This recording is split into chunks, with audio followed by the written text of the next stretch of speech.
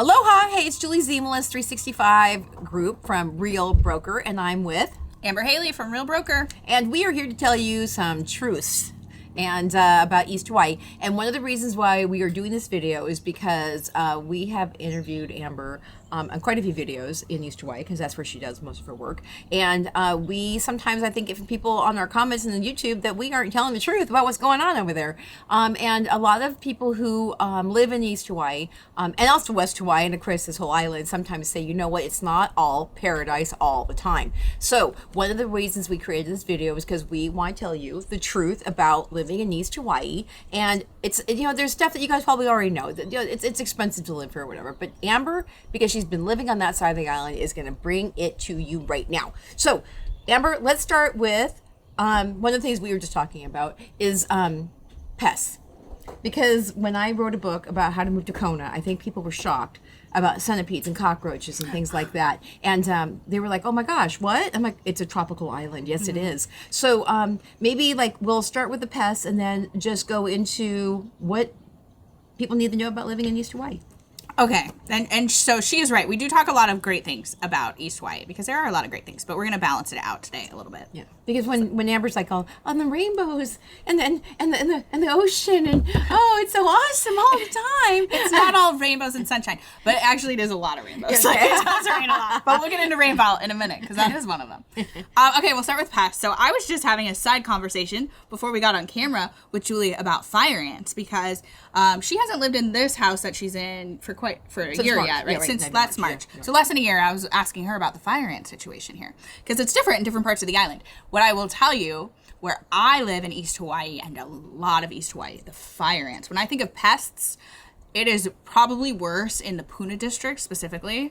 I don't have all the scientific data on this, so don't come for me in the comments if you know more than me on this. Congratulations to you. And you can look up LFA, Little Fire Ants, Pests, Hawaii. Yes. Right. Yes. Fire ants are something, if you buy a house in the Puna district, that you are going to be dealing with in Hilo as well. They're out of control. They are tiny little red ants.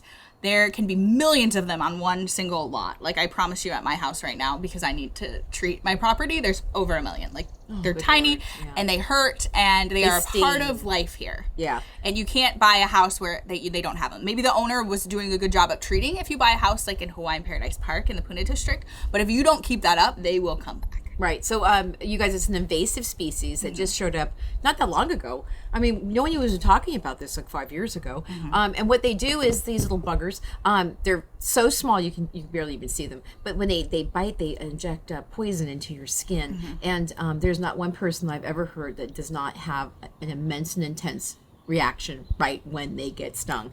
And it's very painful. So like a bee sting. Like a bee sting that doesn't quite go away. And then I went to reach for some flowers with my head bare feet, and I stepped right on the mound, and I didn't see these because they're so small, and they bit my toes so fast, and I ended up with blisters all between the toes, and it didn't go away for a very long time. So I'm not trying to scare you, but this is one of those things you need to know that this exists in East Hawaii. And then also the koki frogs. The koki frog. So these are things that are on all different parts of the island, not everywhere, but the koki frogs are fully taken over in East Hawaii. They are there. So for most people, it's more of a nuisance of the noise. Right. Okay, tell them what koki frog is and what's the story.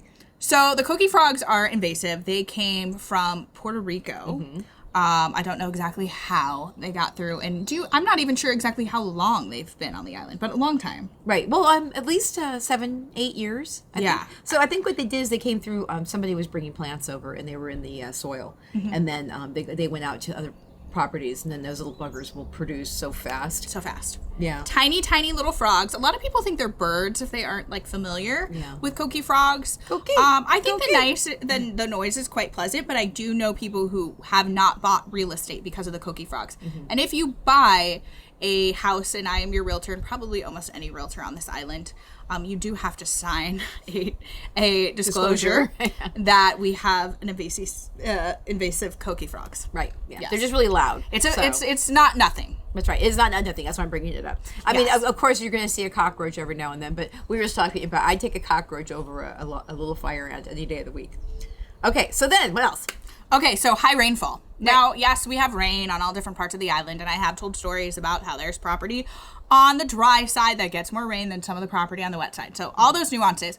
But in general, I was just having a conversation with one of my clients this week, and he thought for sure Puna had to be the rainiest place on the planet. He didn't even realize Hilo gets more rain than Puna. So I believe most of Hilo proper gets about 136 inches of rain a year. I'm going to say that one more time. 136. Again, that number might be slightly off, but it's in the ballpark, okay? Yes. And the Puna district gets like a little bit over 100. That's a lot of rain. That is a lot of rain. Yeah, just to go back, I remember when I used to live in San Jose, the average rainfall for the entire year for San Jose was 32 inches. 32 inches. 32 inches. In Kona, I don't know, maybe, it seems to rain here a lot nowadays. I don't know. Yeah. Maybe it's 50. But when you have 100 inches, you're getting a lot of rain.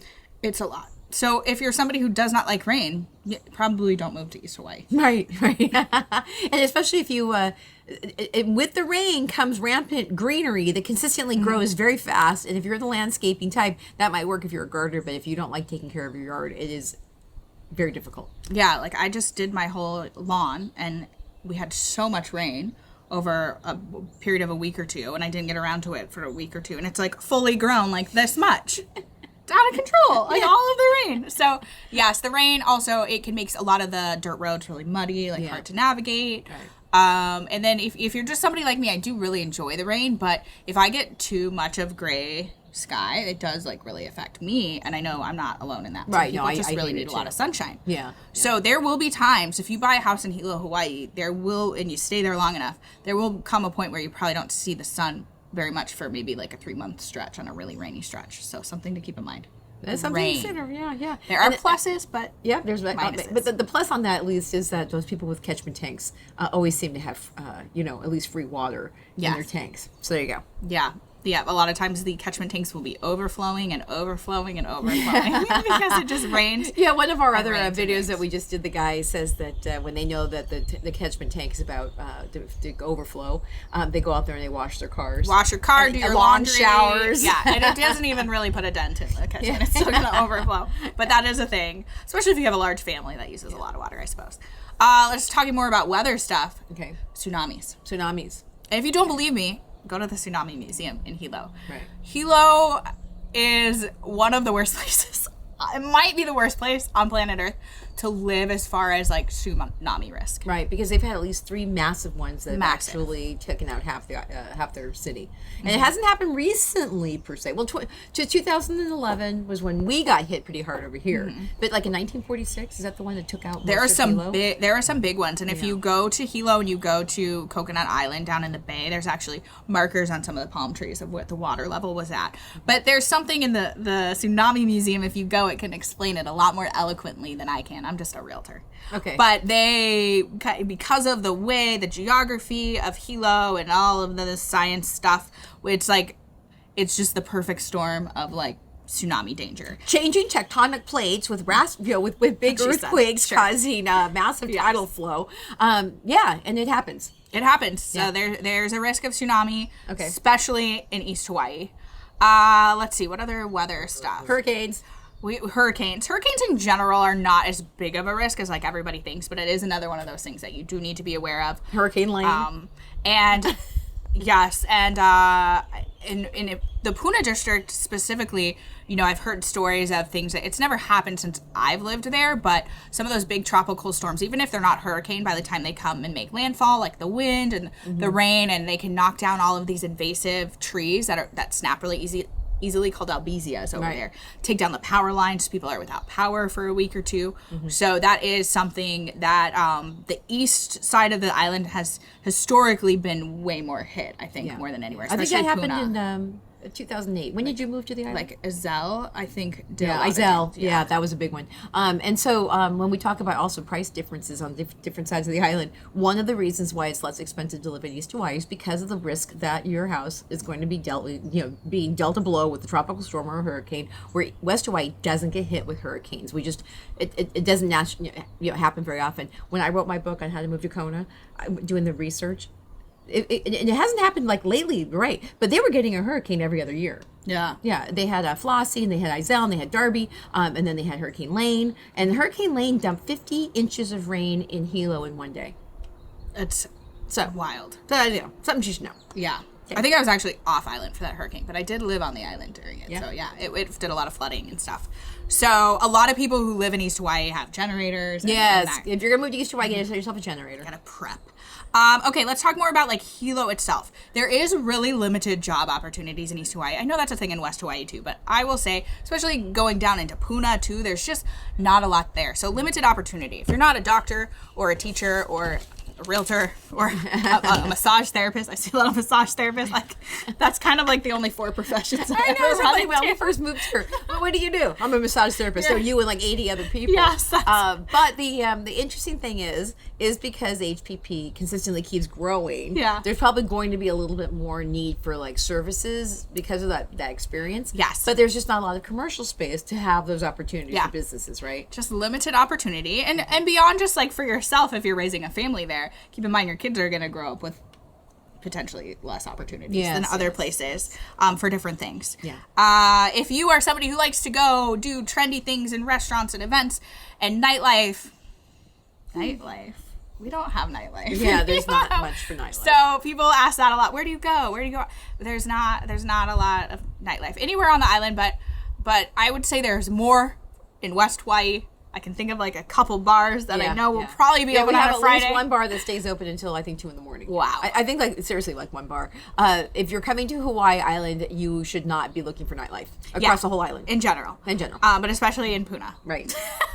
we don't have dance clubs. No, you make your own. We don't have strip clubs. No. We close the sidewalks down by 9 o'clock, and it's probably even earlier in East Hawaii. So. I hope that gets some comments. Yeah. That we have no strip clubs. So. Yeah, we don't, do we? No billboards, no strip clubs. None of it. Another hard thing, and it is a hard thing all over the island, but I would say I see it affect people more in East Hawaii because so many people who like do work or need to move around seem to need public transportation. There's not good public transportation. Yeah. So that's something to keep in mind. Like if you're trying to get from Puna into Hilo every day, it's going to take you a really, really long time. Yeah. And that's another thing too. I'd say that one of the things people don't understand the geographic aspect of Puna and how big it is and how long it takes to drive across that whole experience. And those roads are not keeping up with the population growth. Yeah. Absolutely. Right. It's not keeping up with the population. That is a big trend across that affects a lot of different areas of life on the Big Island. So another thing that can be quite challenging in East Hawaii is cell reception. Oh. In fact, if you're a real estate agent, you just know, and if you're communicating with other people in the industry, like, oh, I was working in Lower Puna today. Okay, I know I'm not going to hear from that agent all day because nobody's phones work down there. No. So unless you're on somebody's Wi-Fi. Think about that. Yeah, there's a whole section of the Puna district where there's just, if you're driving down, the highway, you probably don't have cell reception.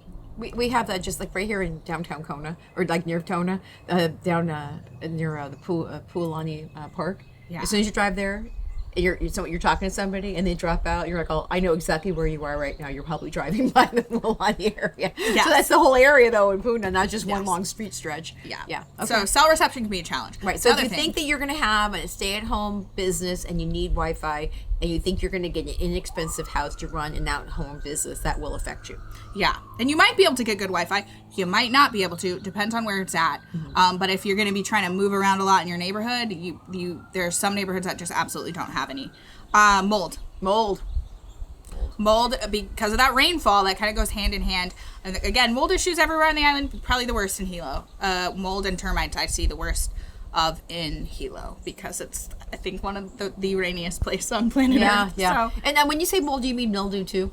yeah, mildew is definitely an issue too. Yeah. But yeah, like mold can be so bad to live with, so bad to Breathe. Yeah, breathe, and sometimes it can be hidden too. So it gets into the underlining. Yeah. Yeah. So it takes, even if you buy a house and there's no mold issues, you have to really keep that up. Make sure that you're, keeping the place well ventilated. Some people use dehumidifiers. There's work that goes into keeping a place not mold free and mildew free. It's not easy. It is a battle. So there's different things you can do to combat it, but it's definitely a big problem in East Hawaii. So that you're combating the humidity and the air and the rain and the overgrowth of your yard. Yes, it's a lot of elements. Right. So get your shield. Yeah, it's a lot of elements. And then probably the biggest element in East Hawaii, again, it does affect the whole island, but for real estate, lava. Okay. I thought you were going to say crime. We can talk about crime too. We're going to talk about crime in a second. But lava, yes. Lava. So there are neighborhoods, and we talk about them all the time, that were literally built on rift zones of active volcanoes. The most active volcanoes on planet Earth. So that is very, very unique. We have more property and more sales in risky lava zones than really anywhere else on the island.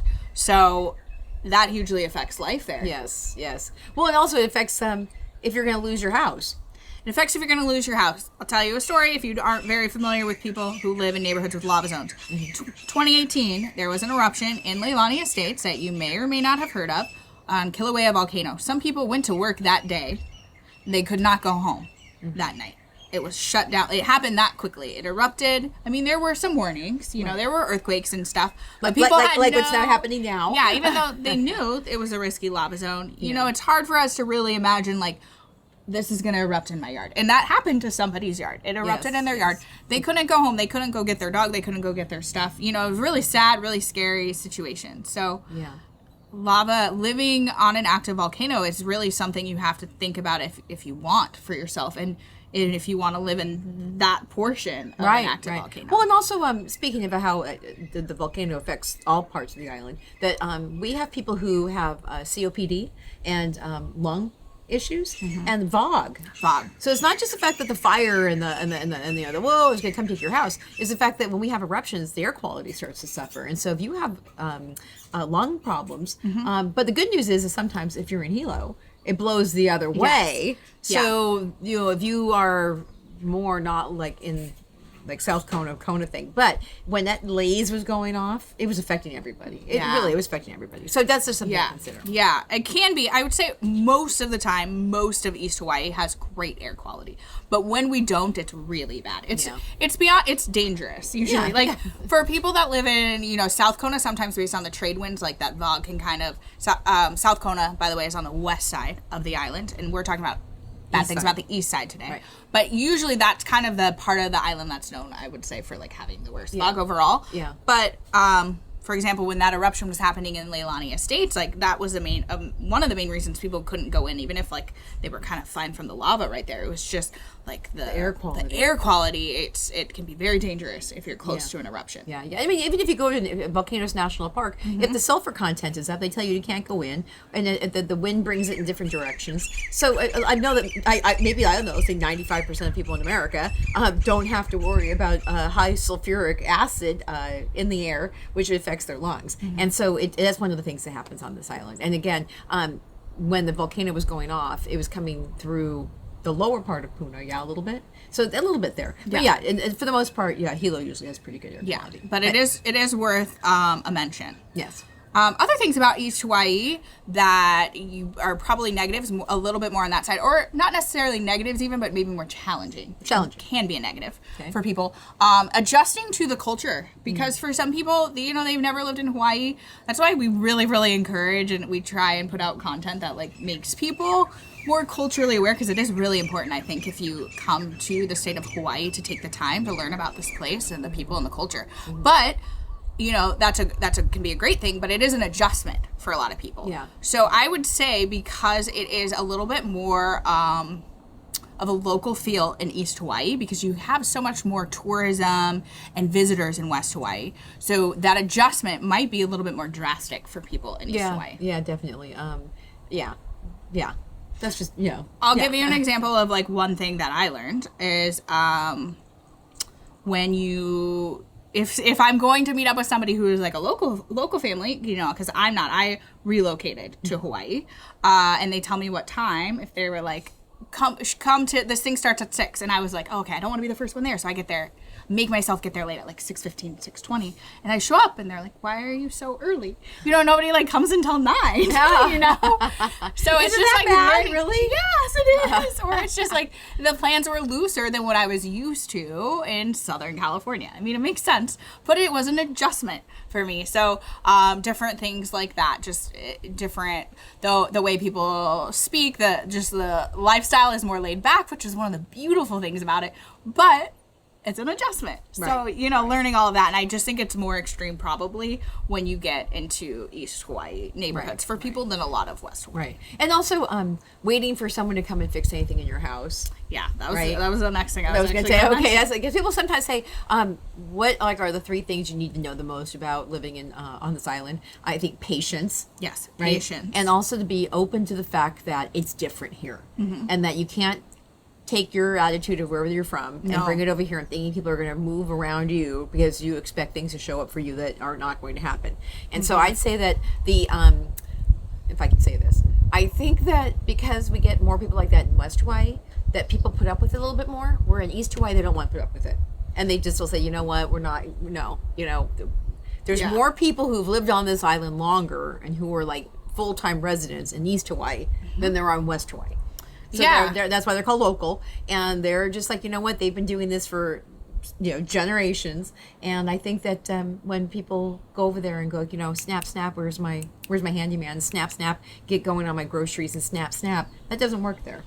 Yeah, and I mean, here's the thing. I can kind of tell when some people come in with an attitude and they don't learn to adjust it very quickly of like, well, it's not like this in California. Yeah. That's not going to, you're probably not going to Don't last ever on say this that. island very long. One thing that a friend of mine says who's local, that's a really good way to describe it is don't try and change Hawaii, let Hawaii change you. Right.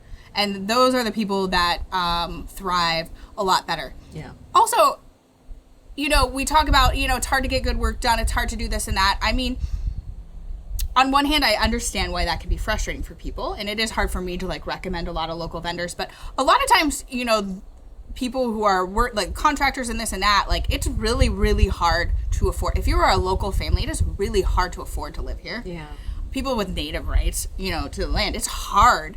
And so sometimes, you know, if they get a job that pays more in West Hawaii, like Then that's they're what they're gonna doing go. for their family. So, you know, you have to approach everything with this lens of understanding from a cultural perspective, above just criticizing. Like understand that things aren't going to go the same way as maybe they did back in California, where you could get this at any time. And you know, well, if they didn't do it right, I'm going to, you know, Yeah. I'll give a bad Yelp review. yeah, just it doesn't work that way here. But you also, you know, have to come in with a little bit of humbleness and you know, Yes. realize that things are different here, and a lot of people are just working really, really hard to barely get by. Right. You know? Yeah. So people are very, very welcoming. Locals are so welcoming in Hawaii, but you know, you kind of get what you get. Right. You better, yes, come in with the I'm Yeah. just happy to be here, thank you very much kind of attitude. Yeah. So I think it's across the whole lot, you know. I mean, you know, yes, we have more tourists and more transplants and more turnover in West Hawaii than they do in East Hawaii. But coming to anywhere with an attitude of like a guest, that you're a guest here. Yeah. And I know some people are like, oh, what do you mean I'm a guest? I just bought a house there. I'm a resident. It's like, it's different here. Yeah. And you learn that. And yeah, the more that you learn about the history of Hawaii, the easier it becomes to like, you know, embrace that mentality. Yeah. You know. Yeah, and learn about the history of Hawaii before you show up. I Yeah. did not know that the Hawaiian Islands were overthrown. I did not know that, and I kind of go back to the fact that Statehood Day shows up. I think sometime in August. Yeah. and we're like, oh, Statehood Day. Why isn't everybody celebrating? And that's when Yeah. they said, well, because they didn't really want that to happen. Yeah. It's and a I think bittersweet thing Yes, for a lot of people. yes, and so understanding the overthrow aspect of it and how the Hawaiians have lost their culture for a long time and how they're gaining it back and how they're very proud of it. It's Yeah. part of what you need to know to move That's what here. you need to know. And I will say this a lot, and some people have criticized me for it. You know, Hawaii was an illegally occupied kingdom. And They I'm still not just believe it saying is. that. I'm not just saying that. The United States government, the president of the United States back in the day has said that. He has acknowledged that. It's actual fact. Right, they actually have paperwork. Yes. Yes. Yeah, so it's not just people having attitudes. It's a fact. So yeah, there's just a lot of nuances that come with it and all that. So that is a big one. Did we miss any other big ones for East Hawaii? Yes, it is hard to get, you know, work done quickly. There's a lot of rain. There's lava. There's Pests. pests. There's not a limited opportunity. We don't have Costco. No, That's you, a big you one. can drive all the way over to West Hawaii for that. So it's going to take you 2 hours to drive to your Costco run and get your Costco gas. But also, the beaches. If you are somebody who is visualizing in your mind, I'm going to have this lush tropical waterfall behind me and this calm, swimmable, sandy, golden sandy beach. You're thinking maybe of Maui or something. Right. So East Hawaii, we do have beaches where you can swim and beach parks and all that, but it's not anything like what West Hawaii has as far as White sandy beaches. Yes, those golden white sand beaches, calmer water. Right. Not always. It's not always calm, but but in general, you can swim and all of that. It's very different, the beach parks and stuff. Well, and also just because, again, if you don't live on an island and you don't understand the islands in general, you sometimes go, how is that? That East Hawaii, the storms come this way, and there's no way, leeward, so there's no way a coral reef is actually going to get formed to create the sandy beaches. And I don't think sometimes people realize that the coral helps create the sandy beaches. So you can't have crazy storm surf consistently hitting one side of the island if you're going to get these nice sandy beaches. So you can stand on the cliffs in East Hawaii and watch the most epic waves and surf come up and hit against the side of the island, just hitting it. And that's the beauty over there. It's rough water. Right. It's rough water. You're not going to be able to go swimming for part of it. And then you come over here and it's hot and calm and dry. And people sometimes in East Hawaii, I'll say, they think that we have a hot, dirty little city. They would never live anywhere near Kona because they love East Hawaii so much. Because they're not looking to sit on the beach all day and go surfing and things. And you can surf, obviously, in East Hawaii. But it's a completely different experience in terms of ocean and beaches and some of the parks and stuff like that. So I'll say that the parks in East Hawaii are pretty nice because there are some nice beach parks. Because they get the free water. So you get the lush tropical experience at the beach parks where we don't have it over here because it's dry. Yeah, pros and cons. I have found that most people, let me know if you agree with me on this. Okay. Most people seem really drawn to either West Hawaii or East Hawaii. And usually people shift back and forth. It's because of budget. Yes, that's the main reason. Yes. And it's a hard thing when you really want to live in West Hawaii, but your budget says East Hawaii because you're not going to be happy. I'm just going to say it. Well, I mean, not necessarily because I am an exception. Okay. When I first started looking for a home here, I could not get pre-approved for that much because I had newly relocated and they couldn't count a lot of my income, and I could really only afford the kind of house I wanted in East Hawaii, but I kind of wanted West Hawaii. Yeah. But I think I thrive in both. I would say I'm in the minority of people. I think people feel very drawn. And you drive over here a lot. Yes, yeah. Some people just don't want to drive like 2 hours. It is a 2-hour drive. It is a 2-hour drive. And you might think that you'll do it all the time, and then you don't. But one of my friends that lives here, Tammy, she said, it's okay, I have to move to East Hawaii. We'll still see each other all the time. I'm like, no, we won't. And she's like, oh, well, what are we going to do? We're going to meet up at Saddle Road at Mauna Kea Playground. So it's a hike from one side to the other. And some people say, well, I lived in Texas, I drive 2 hours all the time.